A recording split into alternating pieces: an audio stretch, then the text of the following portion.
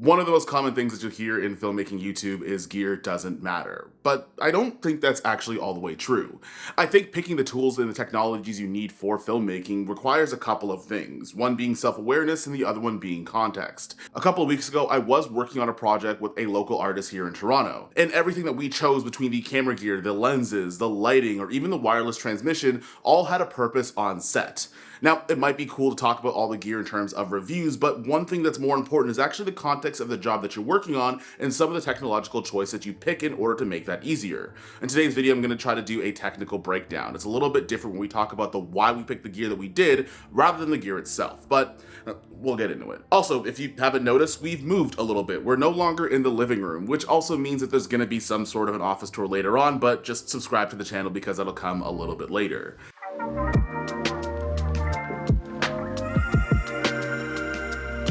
Now, let's start off with the shoot context, because that's going to drive a lot of our technological decisions.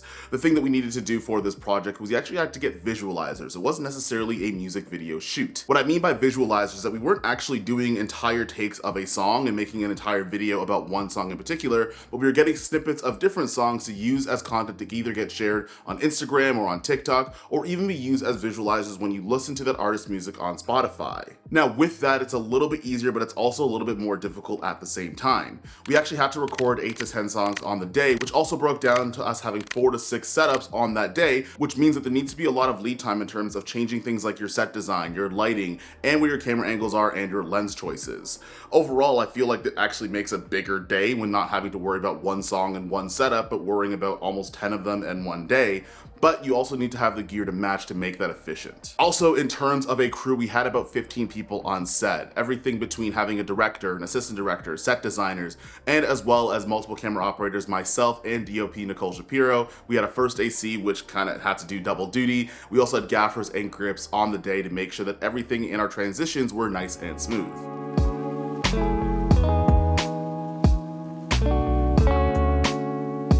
Now, first thing we're going to talk about is going to be the camera packages that we use. We did use a combination of the Red Raptor and the Red Komodo X. Now, there's a couple of different reasons why we wanted to do this. Now, one thing was because the multiple formats we needed for the shoot. Some deliverables had to be in a vertical format and some had to be horizontal at the same time. Red Raptor can shoot in 8K, which also is great if you want to punch things in, and the Red Komodo X can shoot in 6K, which is more than enough if I want to crop in and get vertical content to share on multiple platforms. Another reason why we wanted to do that, because we also were sending this off to a colorist. Me or Nicole or anybody else on set weren't actually color grading this. We sent it to a very talented colorist, also named Jordan, and they were able to dial in the colors the exact way that we wanted to, and the best way to give us the ability to do that was to have a camera with raw codecs. And it makes it even better that we had 2 cameras with raw codecs at the same time. The Red Raptor was either on the dolly or it was on sticks, while the Red Komodo X was our gimbal camera and also handheld. For obvious reasons, it's a little bit lighter, it's a little bit easier to balance, it's also quicker to do your changes when you're changing lenses or different peripherals on the camera itself. In this shoot, we had to shoot both cameras at the same time to make sure that we have enough footage, because we needed a lot of things and a lot of setups we need to do, and also when we have enough coverage from 2 different cameras and they match really well, you actually get double the work in at half the time. Now, before some of you go and say, hey Kofi, I thought you sold your Red Komodo X for the Pixis. I still did actually sell my Red Komodo X to buy the Blackmagic Pixis 6K, which is coming out later. However, if you haven't noticed, you could always just rent cameras that you need for the job. Part of this camera section is also helping people understand that if you have a job and you have a little bit of budget with you, you don't necessarily have to buy every camera body that's available. You can always rent it for the day, and the best part is that you don't have the financial burden, and also when you don't need it, you could just give it back to the rental shop. We actually shot this at VIVA Studios, which is located here in Toronto, and they've been helping out a lot with supporting a lot of these shoots and also helping us and hooking us up with different things to rent out for the projects that we have. If you're in the Toronto area and this video isn't sponsored, I'll leave their link down in the description below, but that was a great way and a great leg up for us to actually have the quality gear that we needed on set without having to spend tens of thousands of dollars in order to have it.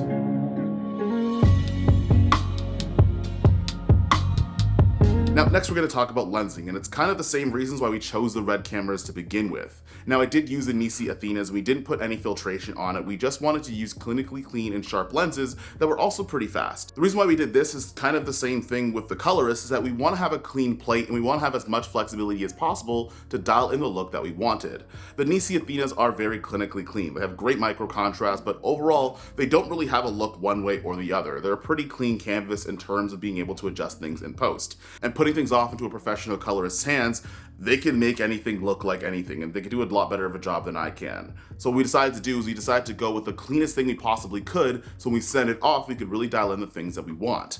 I've done a review on these sets of lenses, and one thing I like about it is that because it doesn't have an inherent look to it, you can make that look in post. Another reason why we chose the Nisi Athenas is that they're actually fast lenses. Outside of the 14mm, all of these lenses can stop down to a t1.9, which makes it a lot easier on our focus puller to give you enough light, and also it helps with giving that background blur and that separation.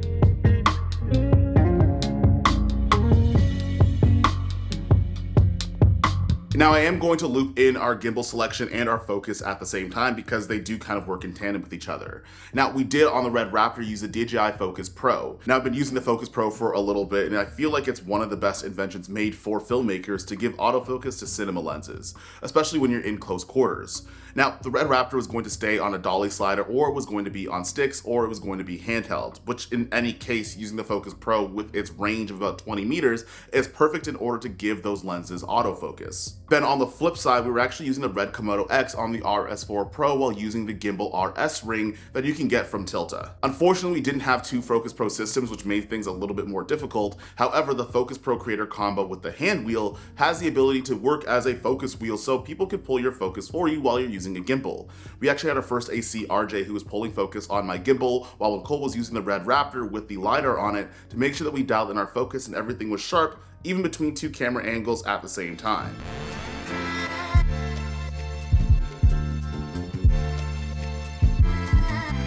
Now, in every situation, you don't necessarily need to have wireless transmission, but when you have 15 people on set and very small monitors on both your camera packages, it does become a little bit difficult in order to transmit a signal so everybody can see what's going on. When you have a hair and makeup team that's making sure that everything looks perfect, or an art design team to make sure the setup looks exactly the way they want it to, you're gonna have a bunch of different eyes that are gonna be looking at the scene at the same time. One of the things that we did was we actually used the Hollyland Mars 4K, and that actually connected from the Red Raptor onto a large TV that was in the back, so that way the rest of the crew can see what's going on. At the same time, I'm able to look at the screen because I can't see Nicole's camera and she can't see mine because we're on two separate places on set. It makes it a little bit easier for us to see where our main or our A camera is actually doing and make sure that I'm matching up to it correctly, or if there's something that's missing or somebody catches something, there's at least 15 pairs of eyes that are able to look at it rather than only having two. Now, in order to pull focus, you still need wireless transmission in order to get a feed from the actual screen of the camera you're working with. But we did use a DJI transmission system on my Red Komodo X in order for RJ to help me pull focus. Generally speaking, you need to be able to monitor what the image looks like in some capacity in order to pull focus properly, and using wireless transmission is the easiest one to do that. What's also nice is that the DJI system all works with each other, so being able to use the high bright monitor with the hand wheel, it works pretty seamlessly and it's pretty easy to figure out and use.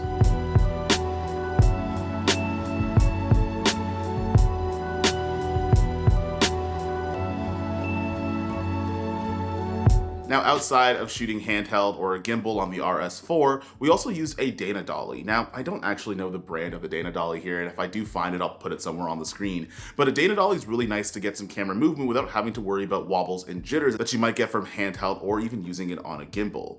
Now, Dana dollies aren't the easiest thing to set up, but once you do, you're able to get some in and out movement or movements going horizontally side to side, which we did use quite a bit for a lot of the shots that we were getting. On top of that, one of the most important things on the Red Komodo X and the Red Raptor was the ability for us to take it off and get into handheld, which also is something to consider when you're setting up your camera rigs and having something that's easy for you to take things off if you need to go handheld or get up close, or you want to put something on a gimbal or you want to put something on a tripod in order to make your life a little bit easier. On the day, we had so many setups and so many different camera movements and so many different angles that efficiency was actually going to be the biggest name of the game. Now, I'm going to stop talking about cameras now. We're going to talk about our lighting, because at the end of the day, that's going to be the main contributing factor to having the best images possible.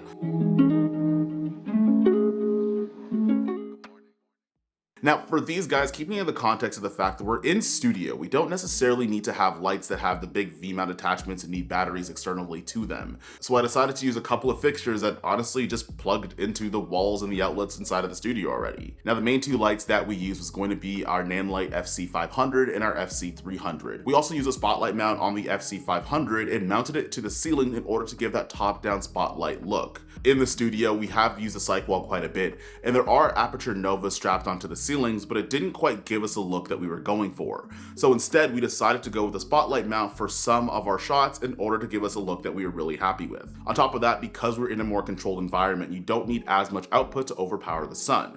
So the FC300 actually was used as our key light in a lot of situations in order to give a key light to our subject and expose most of our frame. Now, pairing this with good set design and having things like practicals in the background and props really helped elevate the actual look of the images that we were going for, but using these two lights, especially as studio lights, actually helped out a lot. One of the things you might want to consider is that if you're in an indoor environment, you don't necessarily need that much output in order to get a decent image. A lot of the times, the higher you go out in your output is mostly to combat with things like sunlight. But if you are in a space like this, you might be able to use some more affordable lights like the FC500 and the FC300. Now, added to the lights as well as you need some sort of way to control it. Now, you can do that by using big diffusion sheets, and I did use my 6x6 Westcott, which comes in quite handy. I do have a 1 1/4 diffusion that's going to be on there, which gives you a more softer light, but also because it's such a big source, it actually makes it a lot more flattering. That way we can also use some of the RGB lights in the ceiling like the aperture novas in studio in order to give us different colored looks on the day.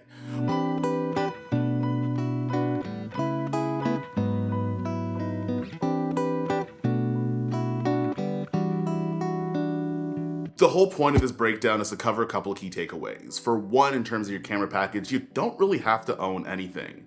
I've sold my Red Komodo X quite a while ago, and I'm going to get different cameras in different systems. However, the ability to actually have the camera know how to use it means that I can operate on it and I know how it works in any given situation. One of the things that you can do if you can't afford the new fancy camera is just rent it out. Going to different rental shops or even renting online is a really good way to actually use the camera you want to use for your project without having the financial burden and spending all the money. Now, if you're going to be working with other people that are going to work in post-production, for at least my personal style, I like to go as clean as possible, and that way I can fix a lot of that look and really dial things in post. Now, if it's something where I already kind of know what my final image is going to look like, I'll pick the lenses and the filtration in order to get there. However, if I'm working with someone who's much smarter than I am in terms of post-production, the best thing that I can do is give them the most amount of information and make it as clean as possible for them to dial in themselves. When you're working on a big set with a lot of crew members, one thing that's going to help you and also make sure that people don't breathe over your shoulder is to use wireless transmission. We all might not have a gigantic television to hook up a wireless transmission to,